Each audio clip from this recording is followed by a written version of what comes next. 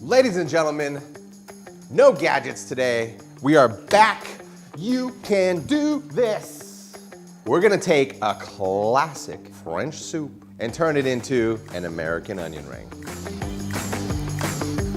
So how are we gonna take a soup and put it in an onion ring without everything flying everywhere? A little trick called guar gum. First, you're gonna take your onions, just like so, tops, bottoms out. You don't have to be super exact on this. Just get them nice and thin so it doesn't take forever to cook. You got a pan, medium-high heat. We're gonna melt some butter in it. We're gonna take our onions, we're gonna get it in there. So as soon as you get in there and get some heat, drop it down, because caramelization of onions is about low, slow cooking. What does every soup need? Bay leaf, that goes in. And then I wanna also do some sprigs of thyme. Fresh thyme stands up well against heat. It doesn't have to be perfect, because in the end, we're gonna blend this. Now, it's on low heat. You're just gonna let them caramelize. Let it come down, let the onions soften. Let everyone have a little fun. Our onions are cooked down, check it out. See how soft they are? And they're just starting to caramelize, the color's starting to come through, and we're gonna start deglazing. You can use beef stock to do this. If you do, I would take your beef stock, I'd put it in a pan, and I'd reduce it at least by half to concentrate it. I'm using demi-glace, which is a highly, highly, highly concentrated stock broth, usually veal. And I'm just gonna pour in a little at a time. And what this does is this is gonna give us a very intense soup flavor. What we have here is 3 onions, about 4 sprigs of thyme, some bay leaf, and then about a cup of demi. And it's gonna absorb into the onions and then let the liquid evaporate out and the flavor to stay in the onions. Now, what we're gonna do for this last bit is we are gonna bring our little secret in. Guar gum. Guar gum is a hydrocolloid. It's an emulsifier and a stabilizer. Before you go run into the hills and being like, oh my God, chemicals, this is what you find in like organic almond milk at Whole Foods. And like a cornstarch, it's a super absorber, but it absorbs like 10 times the amount of liquid as cornstarch. Why are we doing that? Because if we took this as is and blended it and threw it in a fryer, what we would have is something that when it came back to temperature, it would just completely fall apart. This is actually gonna hold your ring shape under fryer heat. All right, so what do we need to do with guar gum? We actually need to heat it up, right? I'm actually gonna whip in my demi that's still hot to hydrate it. A lot of times when people are working with hydrocolloids and they're like, it doesn't work, it's because you're not properly hydrating it, right? All right, so let's take our bay leaf out. We don't wanna blend that, right? And then we're gonna add the last of our demi. You can see it's already kind of absorbing and solidifying. So next step, we're gonna blend it and add a little thing that makes French onion soup so delicious, an excessive amount of cheese. Our onion mixture, I mean, look how pasty that is. That's great, that's exactly what we want. It's just like nothing left on the bottom of the pan.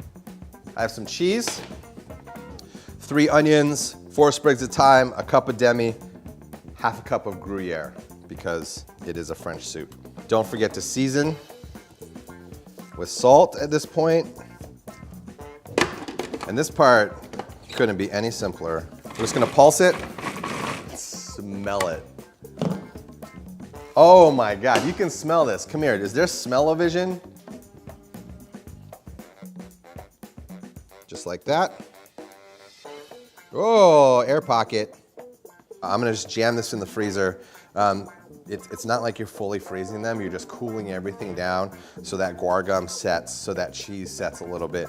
All those things, like the stabilizer, the thickener, and the cheese, are gonna help it really like hold its form when we're gonna bread it and fry it. Those are in the freezer until they're set. You want it a little bit frozen, maybe even all the way frozen, because as you take it out, it's gonna soften a little bit. It'll be malleable, but it's gonna be easier to work with when it's frozen. All right, so let's build the batter for these. We're gonna do a batter and then a toss in breadcrumb. The batter is gonna help encase the interior as it gets soft, and the breadcrumb's gonna give you that classic crunchity-dunchity on the outside. That's a real word, crunchity-dunchity. Look it up.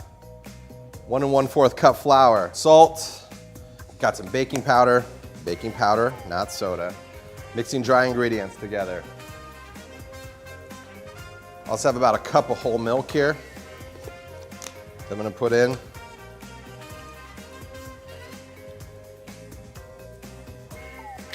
An egg.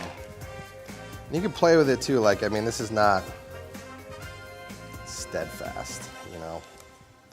Just like that. Here's some that are already done. Check this out.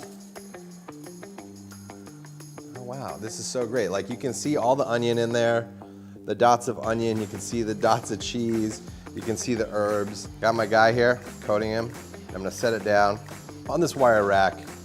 Not necessarily the most needed process, but it kind of like lets a little of the excess strip off. Seasoned breadcrumbs. How do you make seasoned breadcrumbs? You get plain breadcrumbs and add salt.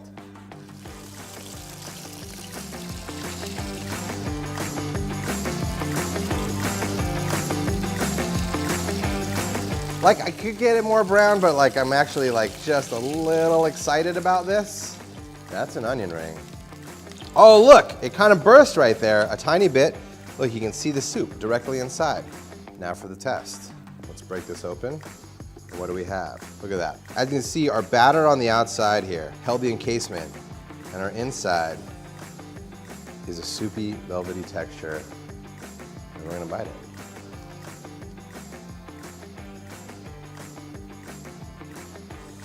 Right there. French onion soup in an onion ring with a little help from our friend, foie gras.